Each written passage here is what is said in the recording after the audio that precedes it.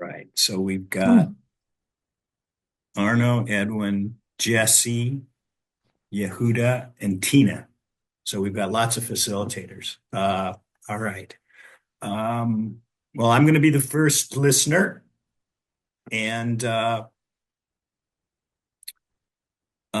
Edwin, why don't you will you listen? Oh, will you speak? Okay, I'll be the first speaker, Okay. and yeah, I'm speaking to you. Yeah, what comes to mind? I mentioned it in the circle, but I just I just love you. I don't know. You're you're just you're just such a warm, caring. Just your warmth. I love it. You're sharing your personal stories of your experience was just very meaningful to me. Well, you appreciated my sharing and that I'm a warm and a personable person, and and that's the Warms first my thing heart. that Yeah, to warms be your in the heart. circle That's the with first you. first thing you came away with is your heart being Yeah. warm. And yesterday I just sent out the email about the closing of the Empathy Center in Santa Barbara. So that was, just kind of explaining to everyone. I shared it with the community in Santa Barbara. It explained it, quite a while back. And we'd also had some going away dinners and so forth. But I just finally sent it out just to let everyone, on our list of about 3,500 people know about the closing of the So you physical location. Yeah. so you just sent out yesterday the story about the closing to of the Empathy Center in Santa Barbara. You had shared it with the people in Santa Barbara, and there had been some final get-togethers at the Empathy Center. But now you had a chance to send it out to 3,500 people. And yeah, so now looking like how do we move forward and kind of looking at the planning. And I just loved what the ideas like Zach had about holding these house parties too. That's a good way, because finding a place. Everybody's been looking in Santa Barbara, like, oh, where do we hold the empathy circles? But anyone can kind of get the ball rolling just by holding a house, a house party too. So I think it's a good way to just get the ball rolling. So the question is, how do we go forward? What happens next? And you're thinking that having let people know is a way that you'll get this seed planted and go forward. Yeah, and I feel very heard. Thank you. Thank you. Okay. Let's see. Jesse, will you listen? Yes, I'm listening. Thank you. Can you hear me? Yes, I can hear you. Great. Okay.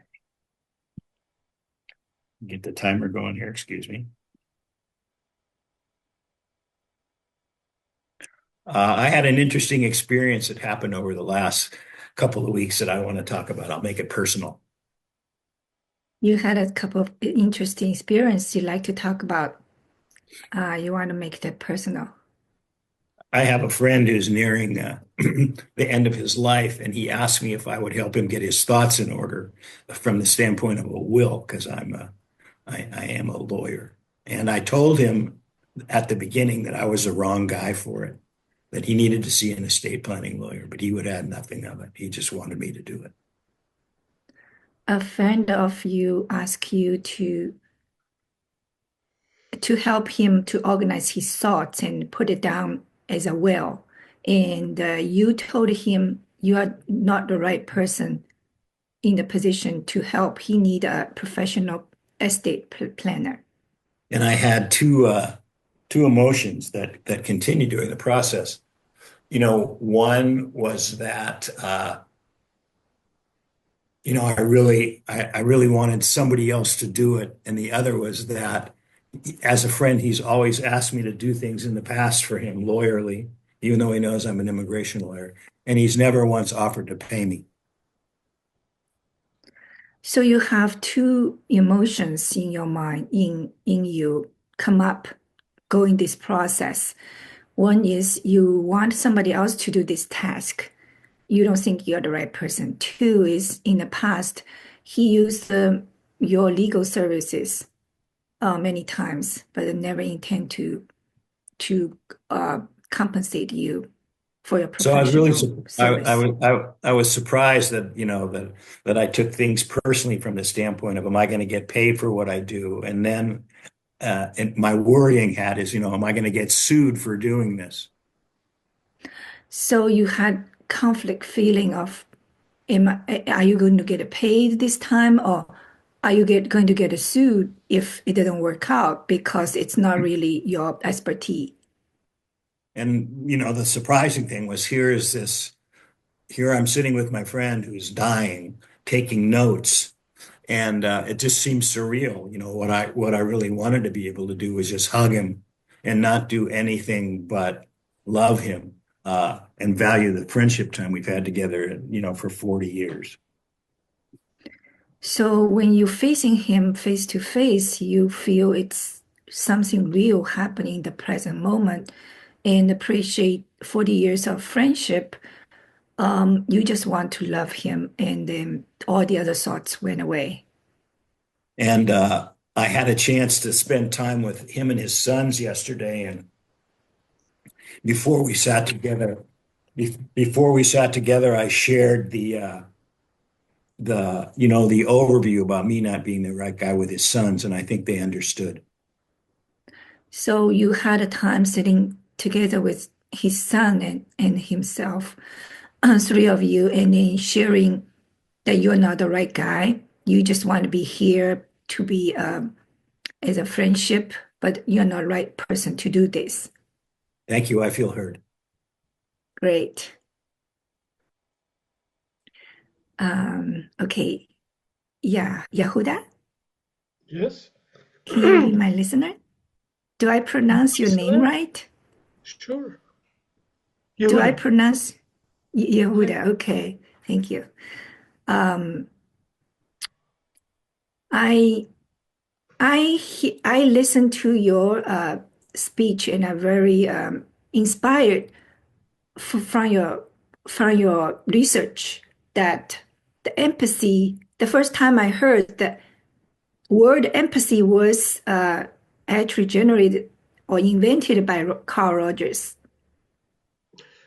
You were inspired to hear this news to you that actually it was invented by Carl Rogers not so long ago.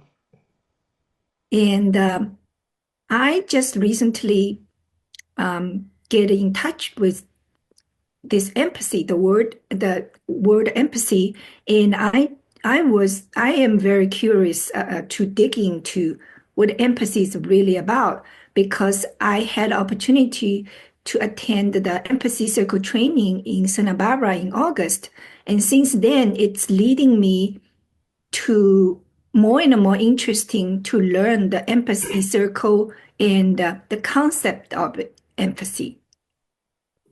So you discovered a completely new line of adventurous discoveries through joining the empathy circles in Santa Barbara, and you keep discovering new things ever since. Yes, thank you. And I just think the empathy circle itself, it's a very unique thing because the more I practice empathy circle, the more I feel the benefit of the appreciate the simplicity, effectiveness, and also the benefit that in Santa Barbara, everybody, we have a volunteer of 15 people that came when the empathy circle physical location, we lost the physical location, we volunteered to stick together to move to make the happening because every one of us have deep in touch and feel something about it. You feel that something very deep happened in you by joining the empathy circles, and you can feel that a community was created around it, a non-interest in self-interest community. People really there to listen to each other, and you observe that it made changes in you being a part of it, and actually it created a community that even survived the closing of the center, and maybe something even greater will come out of it. Thank you. Yes. And also, I feel the what we need is something like what you do research and have some theory to support this, why it's so effective, why it's helping everybody in the extended to more of a life, like in business, in other area like a school for student. So really, it's, it spread this empathy as a culture in a very step by step effective way that have a good effective to the society. You're, you're developing interest in the research of empathy, such as I presented and others presented. You're really interested in the science of it, in the method of it, in the ongoing research of it, because you feel it belongs everywhere and it can benefit everyone. And also it can be as a You have to effective watch the backup. you have to watch Okay. the time, Jesse. But Oh, okay. You can hold Thank the you. wave the clock or something oh, to all let right. people I'll know. do that. Okay. Thank you. Um, yes, I really think some theory to support this simple activity will be really helpful. I feel, yeah.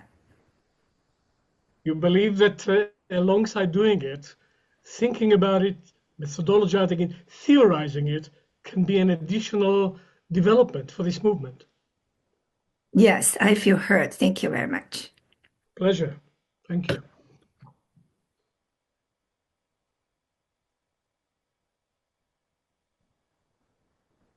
So you get to pick a listener, Yehuda. And we can listener, Yes, you're going to talk. a listener to me, yes? Yep. Well, I didn't hear anything yet from Tina, so I'd like to be heard by Tina. Are you there, Tina? Yes, I am. Thank Okay. you. Well, something very fresh actually from today. I have a very close friend, one of my closest friends, and over 20 years friendship in different countries and co-working. And this friendship has many levels, and it became quite intimate and also collegial. And I'm very affected by this person. And sometimes there's no distinction between expression of her feelings and judgment.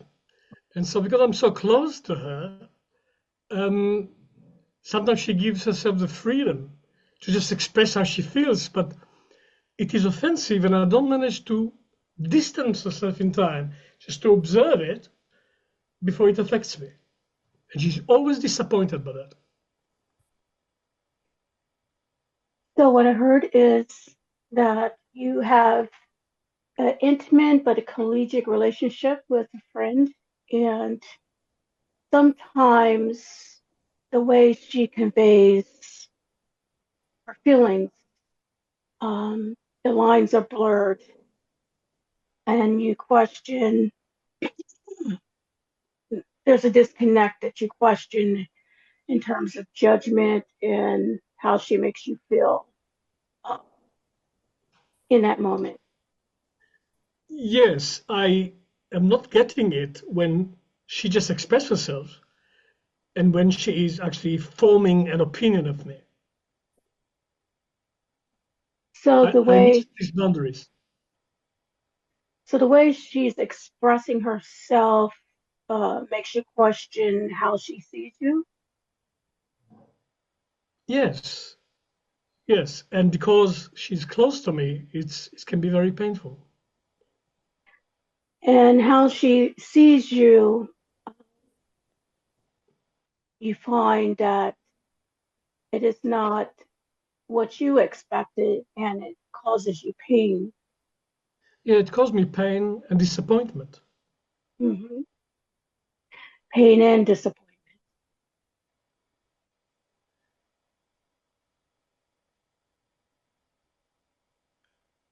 I don't hear you. Said it again. I missed something you said. It causes you pain. How she reacts and how she expresses her opinion causes you pain and Yes, disappointment. and she is disappointed that I am disappointed because she thinks just express a feeling. And her expression of how she feels in her honesty, she gets disappointed that you are hurt by what she's saying and not hearing what she's trying to convey. Yeah, it becomes a tango of disappointments.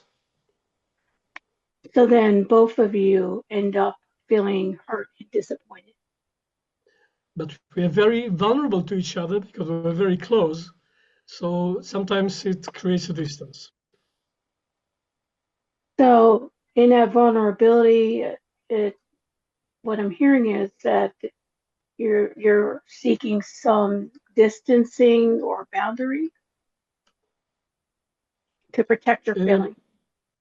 yes, and then it takes a while to return to closeness.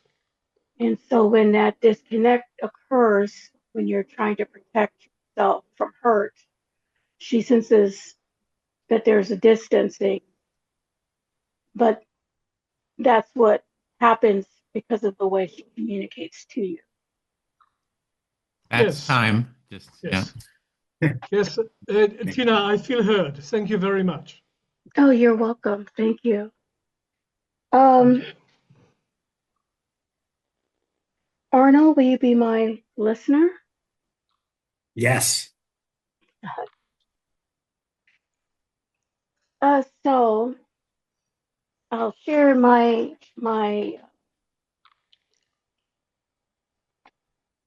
what I've learned or experienced with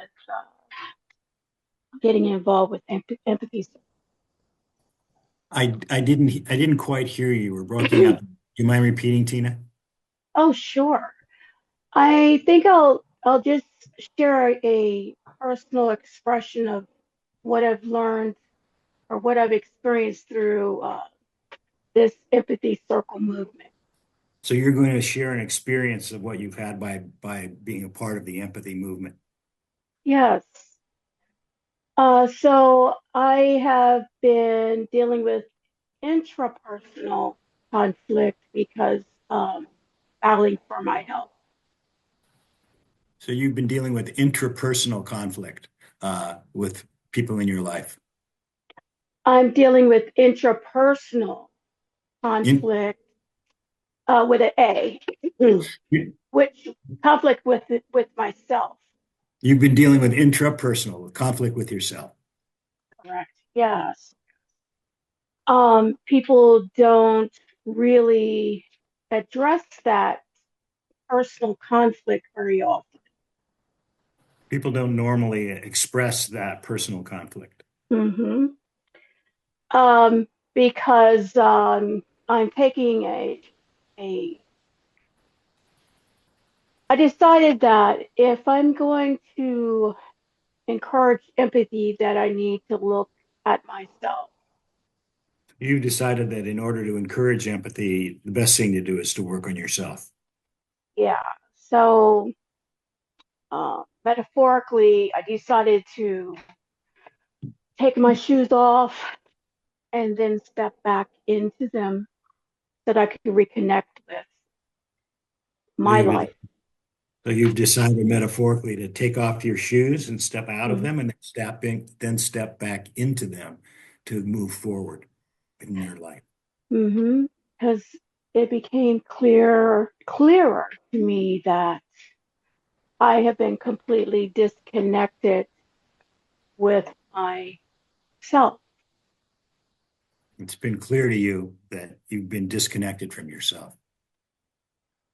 That in part is survival mechanism and also that need to stay in control or have some sense of control over my life. Part of it is for you to be able to stay in control of your life, To survive. to survive. Yes. So what I've learned about this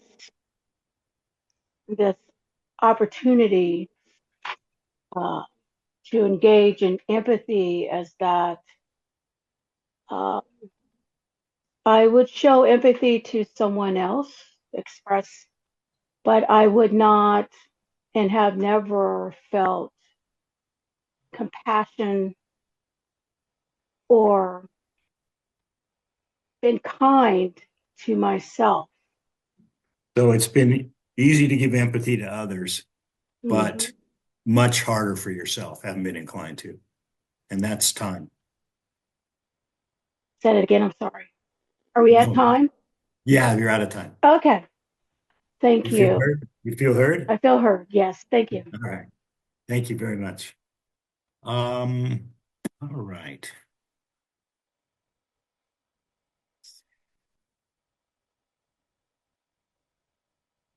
Edmund, will you listen? Listening. Edwin, thank you. Um, I was really impressed by what I heard today, especially by the number of people that have taken what they've learned in the empathy circles and applied it to the way that they're reacting and interacting with people in their lives, in their business lives. So you're impressed by what you're hearing in the summit today, and especially the part where people are talking about how they're applying it in their own personal lives in business or in their personal life. And and it really resonates for me because it shows how if indeed there's an empathy revolution going on, that it's already happening. Hmm. Yeah, so it shows that if there's an empathy movement or revolution happening, that it's actually is happening. It's not like something just in the future.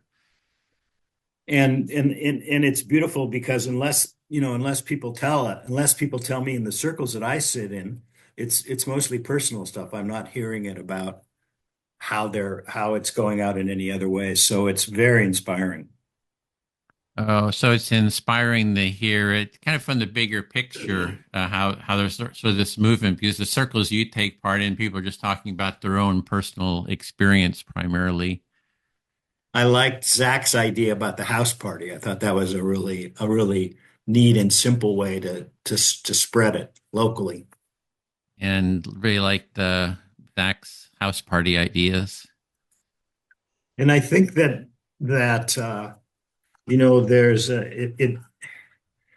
it anchors the concept of empathy as a practice that is based on empirical stuff in science and in business and in life.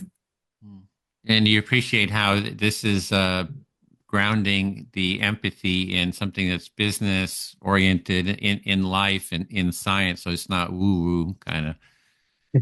And it gives me a new sense of excitement about ways that I can take what I've been experiencing into the other areas of interpersonal relationships and actions.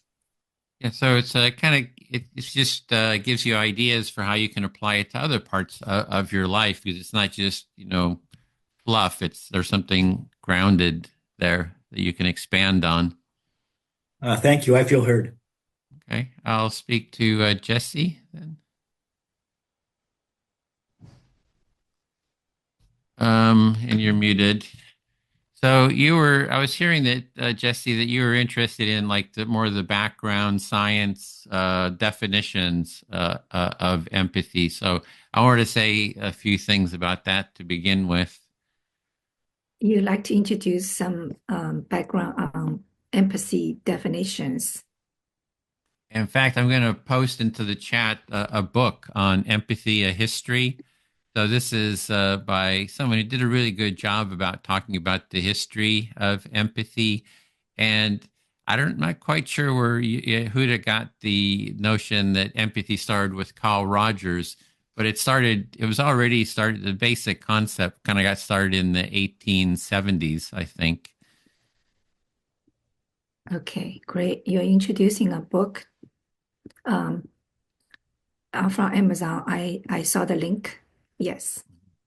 And that empathy got started kind of the essence of the concept got started in the 1870s in Germany.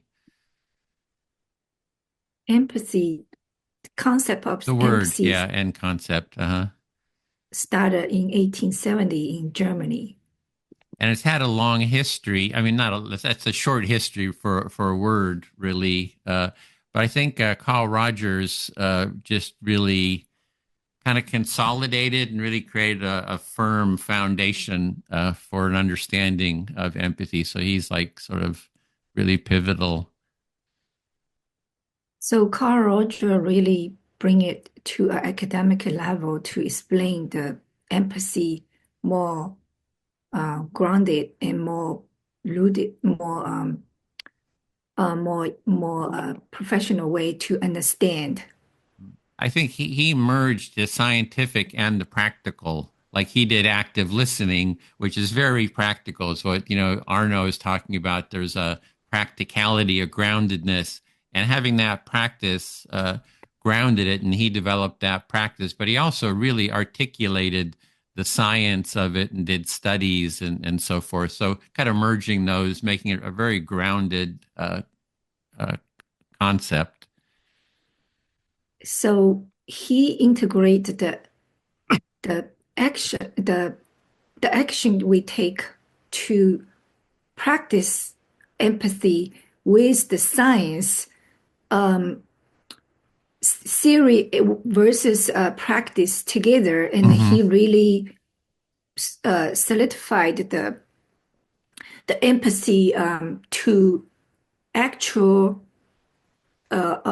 practice of it based by science. Yeah, and finally, we do need some better definitions, and that's why I'm working on this definition project now. And I think it addresses the holistic empathy, addresses Tina's concern that, if she's listening, other people aren't listening to her. So that's only part of empathy. Holistic empathy is like the empathy circle. We're all listening to each other, and everyone gets equally, more or less equal time to be heard, which I think is kind of the true sort of deeper nature of empathy. So you are working on the definition, dig deep on definition of empathy, and also want to bring up the holistic practice of empathy is everybody have the chance to be heard and to be mirrored of themselves, which was Tina was talking about. So bring herself in the picture, not just Hmm. stay outside the picture, just listen to others. Yes, exactly. I feel very heard. Thank you. You're welcome. Um, Tina, Yes, I'd love to. are you there? Okay. So I also had a long, difficult relationship, a difficult time for the past decade. You also had a long, challenging relationship for the past decade. Difficult. With a family relationship, yes. And I'm still handling that. And yesterday, I had a talk, and I realized today that I again put myself away to accommodate the other person's need, and he just didn't even he even doesn't feel his need being fed. So even though you put yourself last, it still was not enough. Yes, I feel like it's endless hole to fill in. As you mentioned, to put myself in my shoes Mhm. to move forward, I realized that that's what I need to do. So you connected with what I shared about the need for self-empathy? Yes. The thing is, how do I communicate with him? It's not he wants to be that way, but he didn't understand and he didn't want to practice empathy circle. So my challenge is how do I communicate this without hurt him, without hurt his feeling, but to show him as is. So you're struggling with how to communicate without causing greater conflict and trying to get to understand what your needs are in this current or ongoing challenge. Yes. Yes. So it's still challenging for me, but I feel entering this empathy circle space, it does really open up my mind to to improve my situation. So you're finding the empathy circles providing you the light guidance you need to figure out how to deal or better deal with challenges communicating with your Yes, family and members. yes, I feel I find the right place and I'm not alone here. So I really am glad I entered into this space. Yes, and you're grateful for being a part of the family. Yes. I'm Okay. So I'm originally from China. I hope I can explore that side too, but I'm not very experienced yet uh, by myself. So that's my next hope. So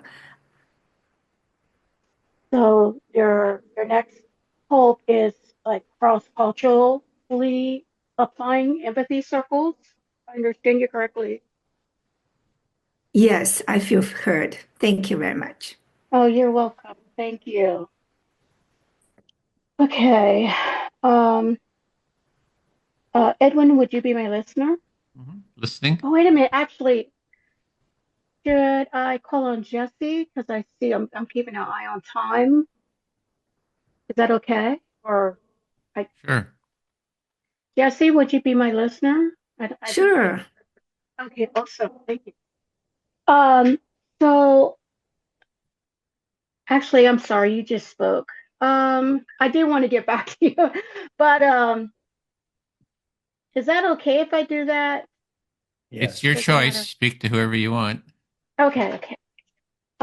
Jesse, I was Yes. relating, thank you, relating to what you shared about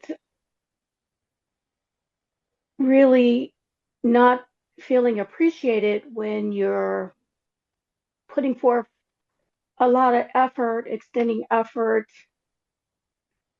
to help in every way you can to not hurt another person, but feel that it's not enough.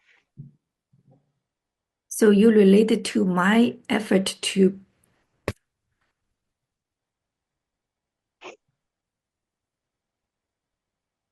sorry, my, Mhm.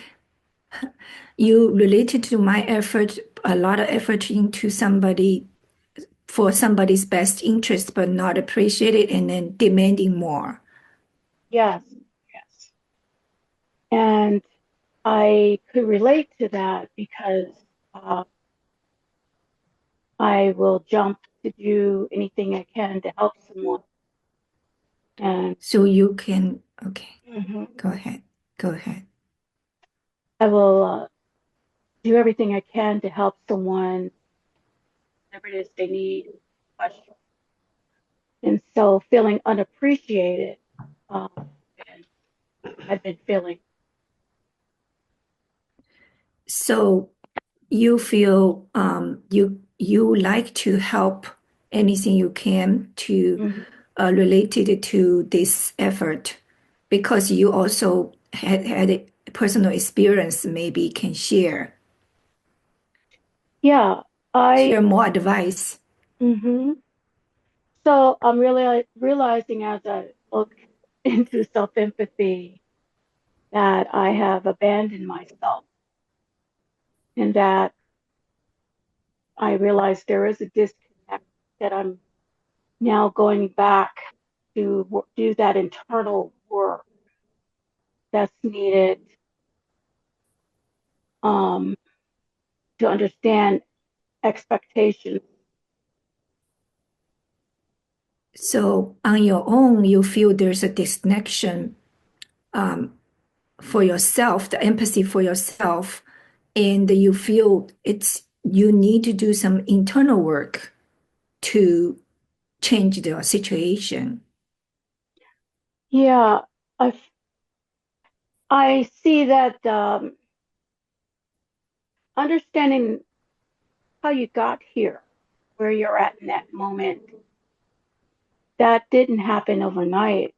And so reconnecting on your path, I think will help me to be more assertive in conveying what needs to be conveyed without hurting people. To understand how it get into this situation, and it take the course of long time to get there, and to help you understand what lead you to today's position is very Mm-hmm. important to your experience, that not blaming on other people or circumstances, to start with your inner, or Mm-hmm. your personal um, um, understanding first. Yeah, and understanding that for empathy, there you have to have capacity. So if I don't have the capacity for self-empathy, I'm seeing that the other who where there is this disconnect where they don't see that I've done everything I can for them, they are lacking. They may be lacking the same challenge of capacity to feel and share what they're feeling, what I learned. So you find you need to have empathy, you need to have capacity on yourself, which is the capacity of empathy on yourself Mm-hmm. before you can have the capacity of empathy to somebody else. And they might have the lack of capacity themselves that you don't realize. That's why you keep feeding them, because they don't have any sense their lack of it. And you have to Mm-hmm. keep feeding them. Maybe that's what's the problem. And to start with yourself, to feel with your empathy, will set up a good example for others to Mm-hmm. understand what they need to do. And then will change both of you. That was Yes, the time too. Maybe she's not. exactly. Thank you. You're welcome. This is really interesting. And oh, sorry. Yeah. Oh, wow. You're up again, Jesse. Oh, Like great. your Thank listener. you. Okay. Yehuda again. So, um, when I first attended the empathy circle, I really think this is going to really help with cross-cultural family and marriage and the business.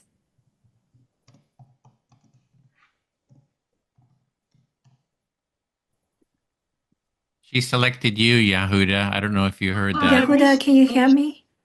I missed calling me. Please, sorry for Sorry. that. Say it again.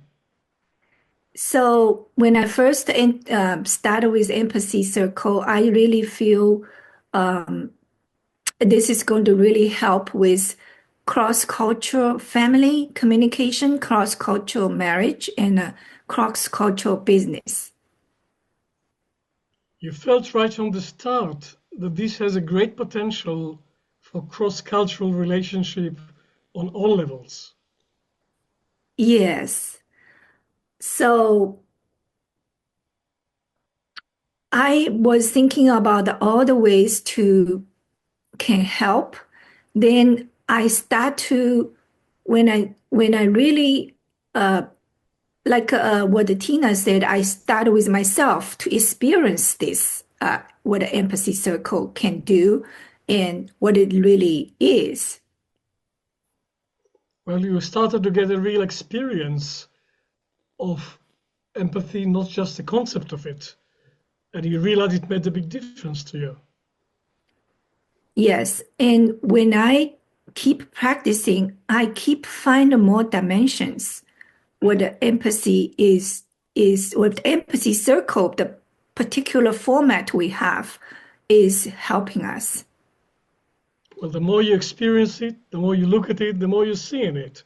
It goes deeper and deeper for you. Yes. So um, I really think what Edwin doing here is making it holistic practice in empathy. You're very grateful for it, what Edwin is doing and his colleagues in making it a real practical thing to do, practice that everyone can relate to. Yes. And today's summit is, I think, bring it another level because so many people shared so many great content that bring me into new thinking. The more you hear about it and the diversity of opinions and perspective really makes you go deeper and feel deeper about it. Yes. I'm really looking forward to practice more on myself and then see how I can bring it to benefit the world. You're looking forward to go even deeper into it and be a part of bringing this further into the world. Yes, I feel heard. Thank you. Pleasure. Thank you. You can pick up somebody. How are we going for time, Edwin? We have about 8 minutes, 9 minutes. Okay. Arno, will you listen Yes, to I'm me? ready. Fire away. I keep being disappointed by myself in relationship to my colleagues, not my clients, but my colleagues. You keep In feeling unhappy with yourself as it relates to yourself, not your clients, but to you. no, to myself in relationship to my colleagues. Yes, to yourself in relationship to your colleagues is what you feel unhappy about. Because what we do together touch me so deeply, it's so much a part of me. Then when I feel misunderstood or contradicted on the basis of misunderstanding, I tend to react to it. So you react to being under to be misunderstood by your colleagues. I could explain when I misunderstand, but I'm reacting to being misunderstood when my colleagues believe that they do understand me, but they don't. The challenge is that your colleagues don't believe that they're being misunderstood. They think that everything is clear. And it's not. And that's very frustrating for me. And it's not, which is totally frustrating. And it's not on personal matters. It's always when it involves working with other people, our students, our clients. So I feel very attached to it and very committed to get it right. You want to get it right because it relates to clients and other people in the collegial world. And then I go into defensive reaction. And then you get defensive. and then they get offended by my defensive reaction. And then they get offended because of your reaction to them. And it goes in cycles and it's so repetitive, it's embarrassing.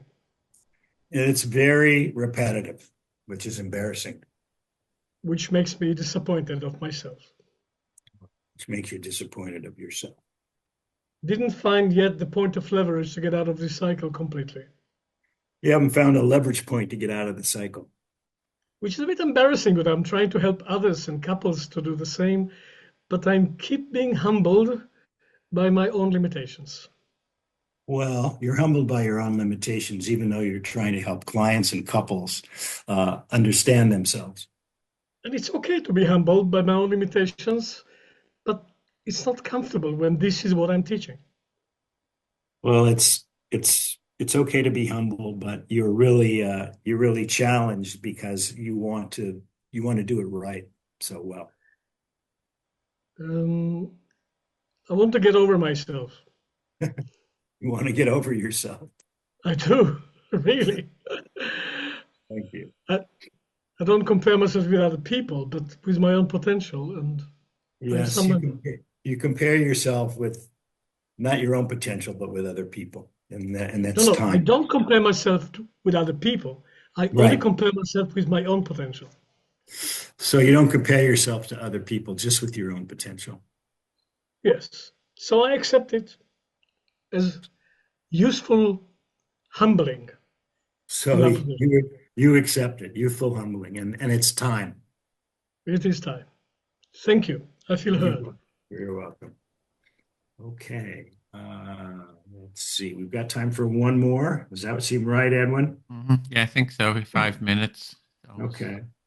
So will you be my listener? Listening. Okay.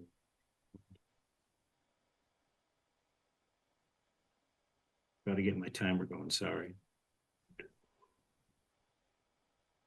Here we go. I'm impressed with every circle that I sit in because um, after a round or two, people start revealing things that really matter to them. Yeah, you're impressed by the circles because after we've gone a while, a couple of rounds, people really start sharing real stuff that's important to them. And I think it's too bad that out in the wild in the real world there doesn't seem to be enough time for people to give us the space to share what's going on. Yeah, it's a shame there's not enough time in the wild for people to really have that time to really listen to each other, give space. Because we're sort of stuck with these feelings that don't have an opportunity to be let go, not in an explosion, but in a way that leads to our own health and well-being. Yeah, there's just not the time to kind of express all those feelings that need to be expressed out there. And I wonder what it is, if it's a part of civilization or if it's a part of, you know, who we all are individually that creates this dilemma. And you're just kind of curious with why is this situation like it is? But there's catharsis in a circle, and there's healing and warmth in a circle. And that's why that's why I want to spread it to give people that chance because it's going to be a very challenging time in this country, and people are going to be snapping. Yeah, it's a challenging time in the country, and in the circle is warmth and listening and care, and kind of need that. And I want to thank you, Edwin, for introducing to me the circle and the opportunity that it has to live in me and then go out in me in the most creative way that I can make it. Yeah, I'm hearing some real gratitude for me introducing you to the circle so you can take it in and then spread it as well. I feel heard. Okay, great. So we've got about 2 minutes, I think, or no, 1 minute. So yeah, I just want you had something, Tina, to share. Yes, thank you. I share the same sentiment. I just really want to thank you, Edwin, for just creating and supporting the work that that's so important to the world, really. Um, I see it very clearly.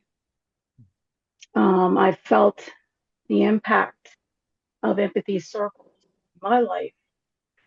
And so I just want to say thank you for the work that you try to Well, do it's every day. it's it's mutual gratitude because we're really trying to change the culture, build a culture of empathy, and it's everyone's participation and contribution. So I'm grateful for that and hitting the close all room. So we're going to be sent back in a second here. So yeah, it's going to take us all, just chipping away at it is what I see, for making a cultural transformation. Like Arno, you're saying, like, why don't we why isn't this, in part of the culture? And, if we're teaching empathy in the schools, if the politicians are modeling it, just it's incorporated into all the different aspects of the culture. I think it's all very doable that we can shift the culture. So, and it's going to take, kind of true believers like like all of you,